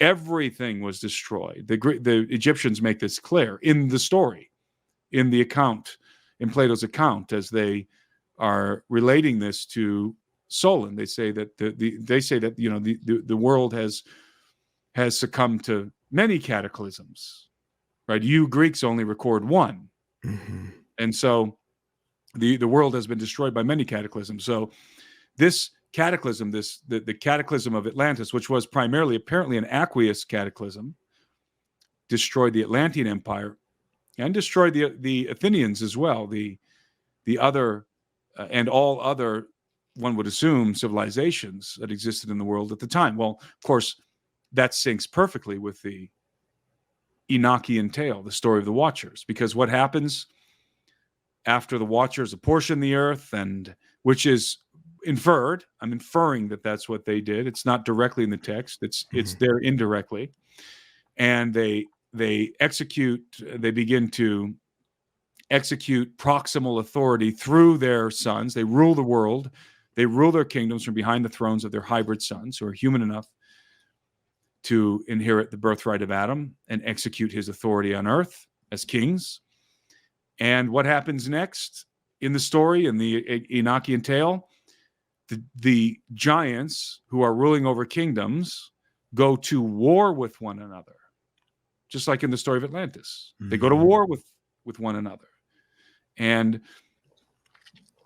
what happens either during or in the aftermath, I think it was probably during this conflict, this global world.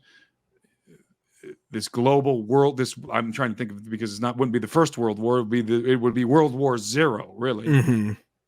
A cataclysm ensues, and the empire of the gods is what I call this scenario, is utterly destroyed in an aqueous cataclysm, in the cataclysm of the Noahic flood. So you have a mirror. You have a at the very least, I say, if Atlantis was not a literal kingdom, a literal civilization, then it is at the very least an allegory of the antediluvian world. Awesome. And folks, like that's just scratching the surface on the content that's in this book. Again, grab it up once you're done with this stream here, because there is a lot of information inside here, and Tim has really done his homework very, very well on all this here. And I like, as I was just going through the chapters here, just before the foreword, and the post-human paradigm, and then the alien threat. You have alien threat and then post-human paradigm. I've been in talks with Ali Siadatin. I don't know if you're familiar with him. He's done a lot of work in the realms of UFO disclosure and the coming great deception, and as the Bible describes it being like the days of Noah again. And I have to wonder, because we know the Nephilim were on the earth. It says they were on the earth in those days and then again after, implying that they were on the earth before the flood and then after the flood. And then we see them called most commonly by the term Rephaim after the flood account. I think the last time they're called Nephilim is in Numbers 13, I believe. But after all that, we have the declaration that's going to be like the days of Noah. And one of the things Ali talked about, and I haven't gotten to this spot in your book yet. I don't believe I haven't seen a lecture up on your YouTube channel that talks about this specifically. But Ali, one of the things that he suggested was that you're seeing a lot of there's thousands and thousands and thousands of abduction accountings going on, and people describe and they draw out what they've seen, and they describe being inside these rooms, and there are these tanks and tubes of these creatures that look kind of human but not fully human, like they're what you would sort of deem a gray alien mixed with a human. And over time they were getting closer and closer and closer to looking passably human.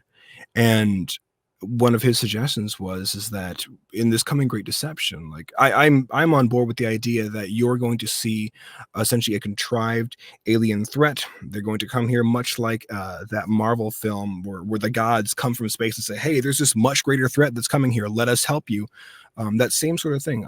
I do believe you're going to see that play out, and it's going to unite the world in what will eventually You're gonna like my book then, because that's that is my hypothesis in the book. Okay. So we're synced up there, but it makes me wonder, because like I do believe that you're going to see this conflict where they say, "Oh gosh, this greater threat's coming." Well, that's going to be the Son of God coming in righteous judgment to lay siege to the cities of men, and they're going to be making war on the Son of God himself.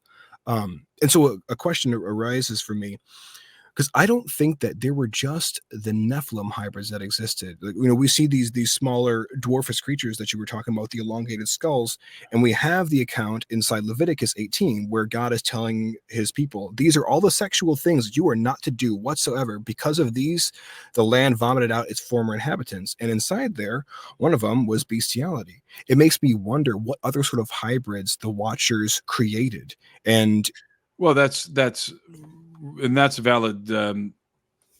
valid speculation, because we have fragments of the Book of Giants, which was discovered among the Dead Sea Scrolls, and the Book of Giants is highly fragmented. So it's very difficult to get any kind of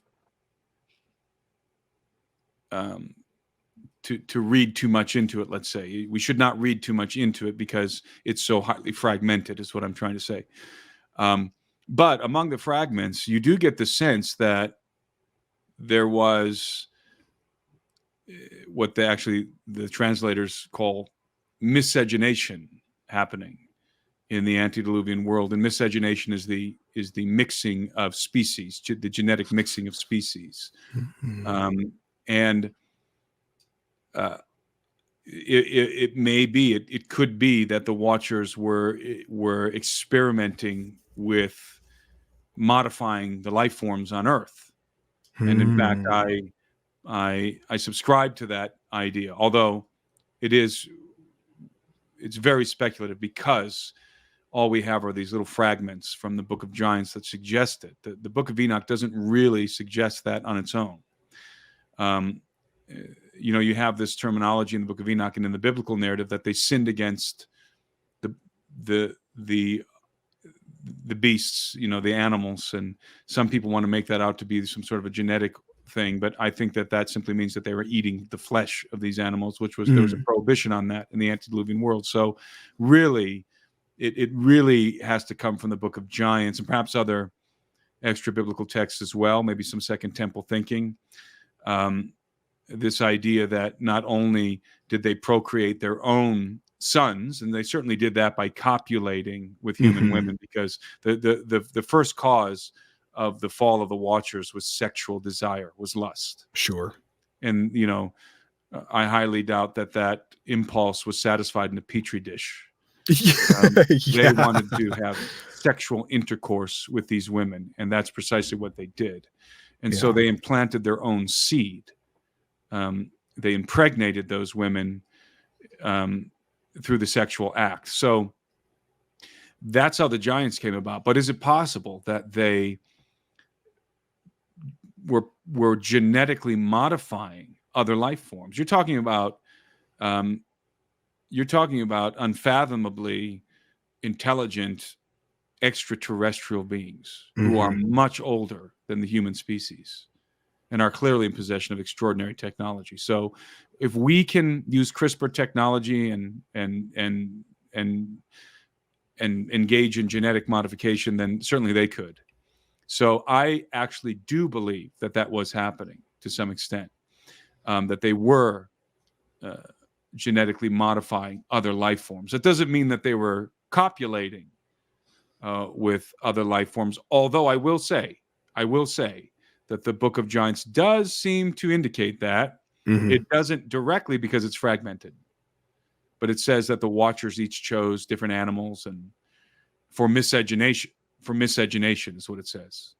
So now, do we think, does that mean that they were copulating with these animals? And maybe the nature of the Watchers is such that they're compatible. They can produce offspring with whatever.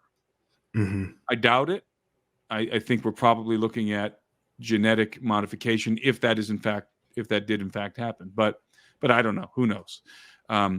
So it is something to consider, certainly. Sure. And I guess the last final little comment that I have, it makes me wonder what a resurgence of Nephilim on the planet is going to look like if they're working so hard. If we have fallen angels that are working so hard to try and get them as close to looking like human passively as they can. Well, my question would be, first of all, because I see where you're going with this, A, you're assuming we're talking about fallen angels, and B, you're also making the assumption that their objective is to create Nephilim hybrids. I don't necessarily dispute the first of those premises, namely that at the pinnacle of the hierarchy here in regard to the abduction phenomenon, you have the apostate sons of God, Mhm. the quote unquote fallen angels. That is well within the realm of possibility, and I think that may very well be the case. Okay. Sure. But to assume that the objective is to create Nephilim, again, we would be using this very elastic definition of the term Nephilim to encompass alien-human hybrids, which I would not apply that term to. Let's be specific, to the hybrids that are being progenerated by the Greys, specifically by the insectilins. I would say that what we're looking at there is a phenomenon that is not directly related to Nephilim. Okay. That's something else that's happening. And again, because I would constrain the term Nephilim to the giants. Sure. The Would you, I giants, guess, the Watchers.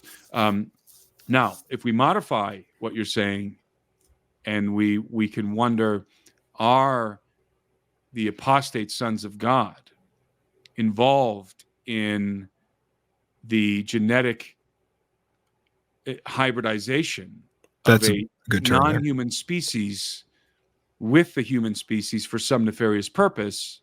Then I am completely on board with you in that speculation. Yes, I would say, indeed, I would say that is actually out beyond speculation, and that now we are in the territory of solid fact.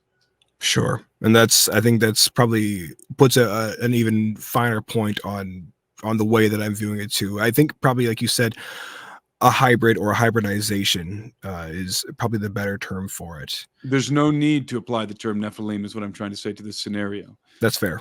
I think that it doesn't bother me if you do. I'm just saying, from my perspective, there's no need to apply that term as it pertains to alien abductions. There could be,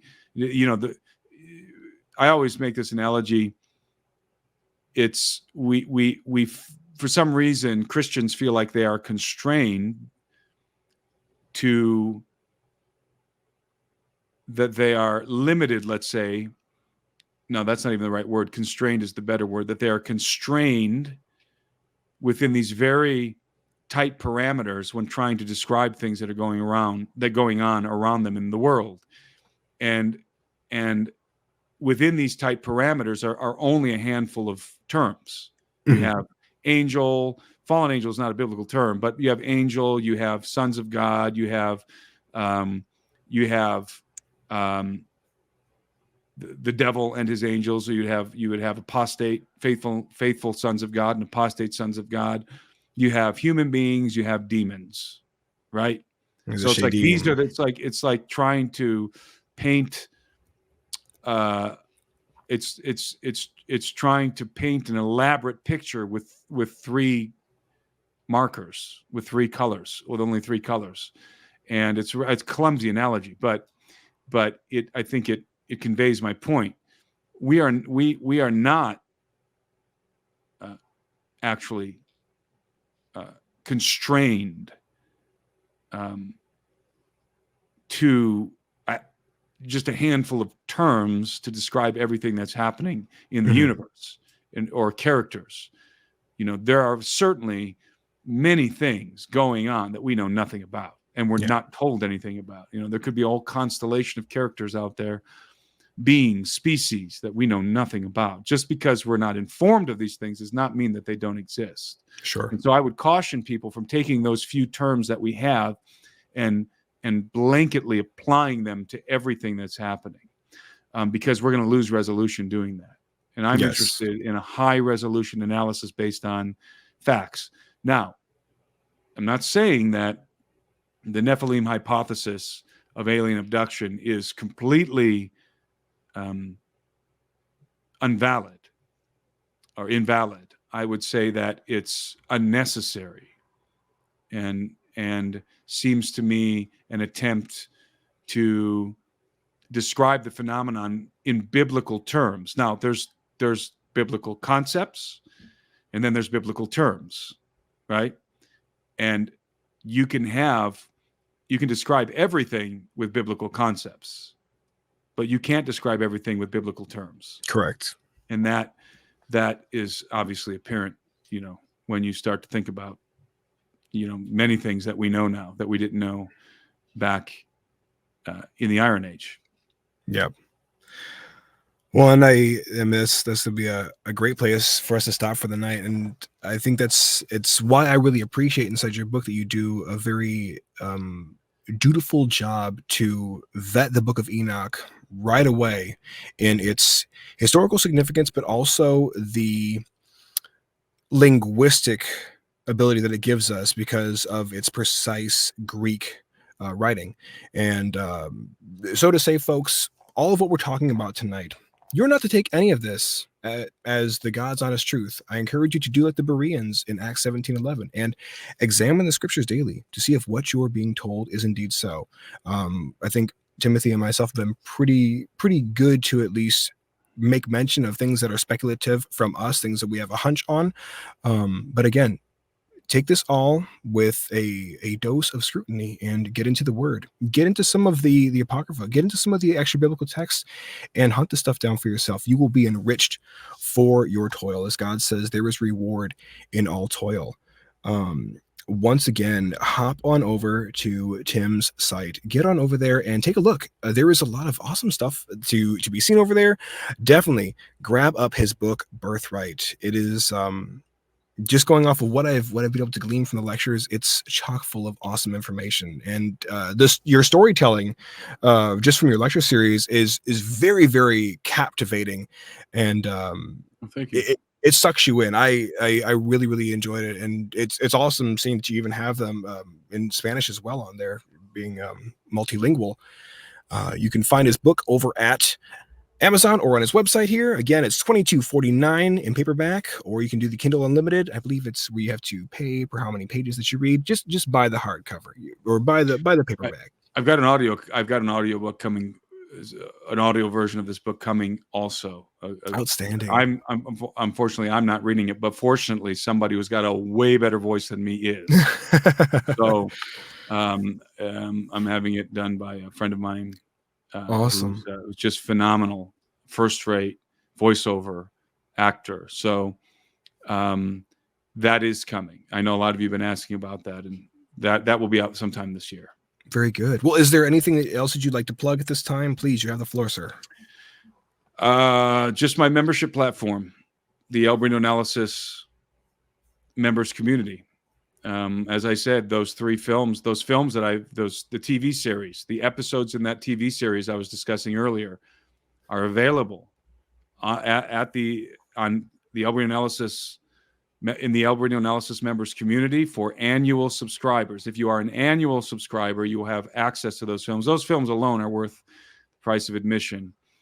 And also the wild story that I tell about what happened during the filming and all of that, and I'm doing weekly briefings and live stream Q&A and behind the scenes content, and we have a vibrant community there of hundreds of people are over there already interacting, and we're sort of like a master class in a lot of these topics. I'm learning, they're suggesting books to me that I'm already ordering and engaging in conversations and considering things that I haven't thought about before. So it's just a lot of fun, and it's a great resource. So the AlberinoAnalysis.com.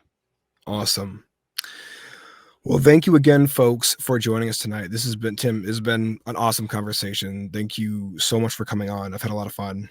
Well, thank you, Eric, for inviting me on your show. Really appreciate it. Awesome.